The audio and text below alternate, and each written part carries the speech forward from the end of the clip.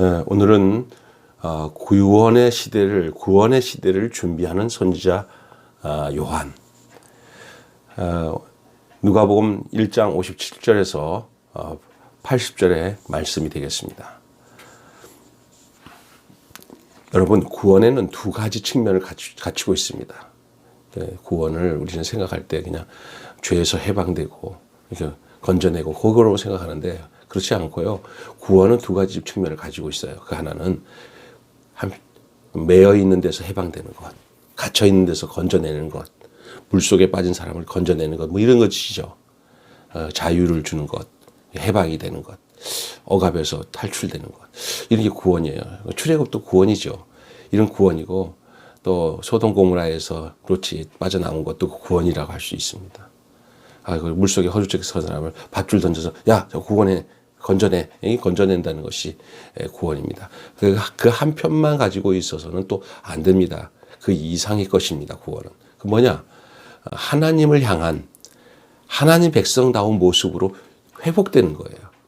건져냈을 뿐만 아니라 이제는 온전한 상태에서 살 수 있도록, 그래서 하나님 백성답도록, 하나님 자녀답도록 회복되어지는, 근원으로 회복되어지는, 원래 온전한 상태로 다시 돌아오는, 이게 구원입니다. 이 구원의 복음을 전하는 선지자는 한편으로는 환영을 받기도 합니다. 다른 한편으로는 거절을 당합니다. 요한뿐만 아닙니다. 오늘 모두 이런 선지자적 사명을 가지고 사는 사람들은 구원을 위해서 그 일을 하는 동안에 환영도 받고 거절도 받고 그럴 겁니다. 오늘 이 요한의 본 내용들을 통해서, 특별히 이제 요한은 아직까지는 탄생하지는 않았지만 요한의 탄생을 과정을 그리는 이 이야기는 그의 부모들의 이야기를 통해서 시작이 됩니다. 요한을 통해서 열어가실 구원의 시대, 그 열어가는 과정 속에서 가장 중요한 것은 예수 그리스도의 오심을 준비하는, 그리스도 안에 구원이 있습니다. 그 구원이신 그리스도가 오는 과정에 그걸 준비하고 그걸 열어갈 수 있도록 길을 닦아놓는 그 구원의 시대를 준비하는 그 선지자, 그는 어떤 선지자로 어떤 모습으로 살고 있게 될 것인가, 그게 바로 오늘 요한의 모습입니다. 요한을 통해서 열어가실 구원의 시대에 그는 어떤 선지자로 살게 될 것인가. 자, 먼저 그 요한은 뭐냐? 하나님의 긍휼의 표현입니다. 요한이란 선지자를 그리스도가 오기 전에 미리 하나님께서 예비하신 것, 준비해 놓으신 것은 하나님의 긍휼의 표현입니다. 자, 요한 생각하면 우리가 아는 대로 엘리자벳이 나이 늙은 노산으로 아이를 낳잖아요. 거의 낳을 수 없는 상황인데 그 아기를 갖게 되는 거예요. 엘리자벳의 그 출생, 불임의 여인이었던 엘리자벳의 잉태, 엘리자벳이 아이를 갖게 되죠. 예수님보다 6개월 먼저 갖게 되고, 또 이 누구야? 마리아와는 친척 관계입니다. 잉태하고 출산하는 과정들이 나오는데, 이 과정을 향한 하나님의 긍휼하심의 표현입니다. 그 과정에 도대체 얘기를 할 수 없었어요. 사가랴는 제사장인데 그 늦은 나이에 낳을 수 없는 아이를 낳죠.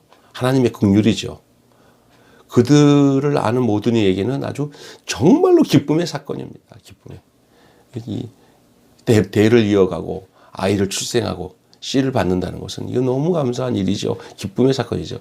근데 이제 이 요한은 이 부모와 가문의 영광뿐만 아니라 더 나아가 이제 하나님 나라를 위하여 드려질 것입니다.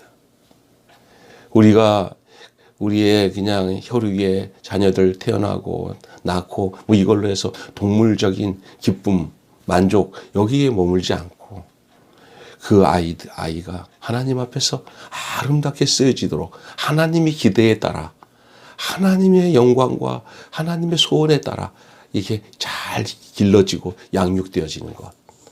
이것은 정말 우리가 이 땅에 살아가면서 우리가 구해야 할, 그리고 우리가 당연히 그렇게 살아드려야 할 내용이요, 목적이 될 수 있습니다. 나 하나만이 아니라 내가 혈육으로 낳은 이 아이들이 가정의 기쁨이 되는 것에서 더 나아가 하나님의 기대와 영광으로 자라나는 그런 아름다운 모습이 있어야 되죠. 요한은 하나님의 긍휼의 표현이었습니다. 또한 요한은 하나님의 구원의 의지를 보여주고 있습니다. 요한의 탄생은 단순히 사가랴 개인의 수치를 면하게 하기 위한 사건만은 아닙니다. 아이를 그 나이 늙어서도 낳지 못하는 이런 가정에 아이를 낳았다. 이거 좋다. 그럴 수 있어요. 그러나 그것만으로만의 사건의 이야기는 아닙니다. 심판 아래에 있는 하나님의 백성을 속량하사 원수들의 손에서 구원하실 뿐 아니라 성결과 의로 두려움 없이 주를 섬기는 자로 새롭게 창조하신 역사를 위한 부름입니다.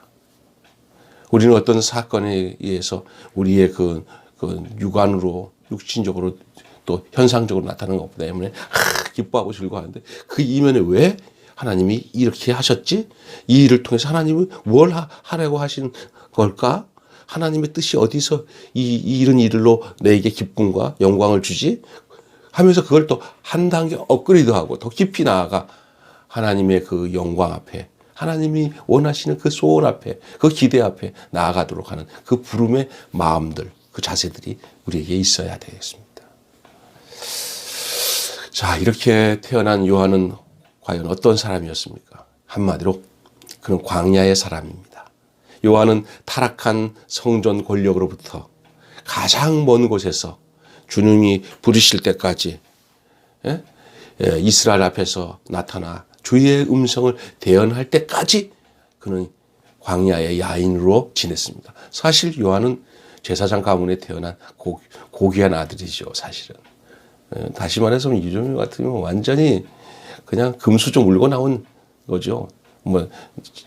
제사장 가정이면 당시에는 모든 존경과 영광을 다 받는 그런 위치 아니겠습니까? 그것도 사가랴가 얼마나 존경받는 사람입니까? 경건하게 살았지만 그러나 개념이 이렇게 광야에서 석청을 먹고 이렇게 메뚜기를 먹고 가죽 털을 입고 이렇게 지낼 그런 상황은 아니야. 본인이 그걸 다 포기하고 그런 생활을 한 것이지, 그건 가만히 있어도 정말 그냥 상상해도 알잖아요. 그런 사람입니다. 그러나 그는 성전 권력 다 포기했습니다. 예수님 당시의 성전 권력은 대단했죠. 돈이 굴러 들어오죠. 명예가 굴러 들어오죠. 다 포기했습니다. 그리스도를 준비하기 위해서. 가장 먼 곳에서 주님이 부르실 때까지, 이스라엘 앞에 주의 음성이 대언되어질 때까지 그는 야인으로 지냈습니다. 스스로 응거했습니다. 유폐를 자청했습니다. 그리고 구약의 마지막 선지자의 길을 예비했습니다.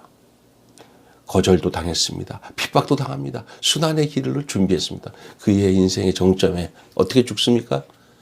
그냥 칼에 못 베어 죽습니다. 그것도 헤로디아가 헤롯 앞에서 자기 딸을 춤추게 하고 거기서 술자리에서 나오는 그 한마디로 그냥 목을 쳐버서 죽었습니다. 비참하게 죽었죠.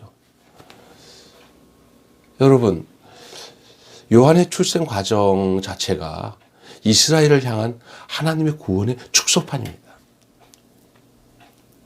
그의 모든 출생 과정이 그냥 사가랴가 아기를 못 낳은 그 거반 죽은 모습, 깜깜한 암흑 같은 상황에 그 가정에 아기를 줬어요. 얼마나 행복하고 기뻤겠습니까?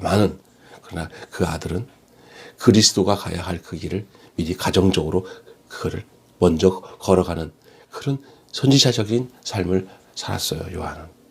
그래서 이스라엘 향한 하나님의 구원의 축소판입니다. 또 그 구원의 목표를 보여주는 그런 대목입니다. 요한의 모습을 통해서. 또한 수치를 명예와 기쁨으로 바꿔준 탄생입니다. 실은 아이를 낳지 못하는 수치를 명예도 얻고 기쁨을 얻게 해준 탄생이었지만, 그러나 타락한 성전을 떠나서 오직 하나님 앞에서 의와 성결을 지키며 광야에서 주님의 부름을 준비하는 시간을 보낸 이 요한의 모습 속에서 우리가 어떻게 구원을 얻게 되어야 될 것이며 구원을 사모하고 살아가는 사람들의 모습은 어떤 모습으로 준비되고 내야 되는지를 보여주고 있는 아름다운 모습이 요한의 모습이에요. 그의 탄생의 과정 속에 담겨져 있는 이 깊은 의미들을 깨닫고 새해를 시작하는 우리 모두에게 오늘 이러한 놀라운 하나님의 은혜와 은총이 우리 속에 있어서 그냥 우리가 구원이 죄에서 그냥 해방되는 것이다 라고만 거기다 머물지 말고 더 깊은 의미로 우리가 하나님의 백성답게 하나님의 자녀답게 살아가는 온전한 회복의 역사가 여러분의 삶 속에 우리들의 삶 속에 있어지기를 주님의 이름으로 축원합니다. 하나님 감사합니다. 새해 이른 아침 첫 시간 주 앞에 예배를 드리게 해주신 것 감사한데 오늘 요한을 통해서 하나님의 구원이 어떻게 준비되고 있는지를 그의 탄생의 과정을 통하여 우리에게 알려주시니 감사합니다. 그것이 요한의 한 사람에 대한 삶의 내용이 아니라 오늘 그리스도 안에서 하나님의 기대와 그 영광을 위해 살아가는 우리들의 모습이 그 안에 함께 담겨져 있음을 깨닫게 해 주시니 감사합니다. 우리 주 예수 그리스도 이름으로 간절히 기도드리옵나이다. 아멘.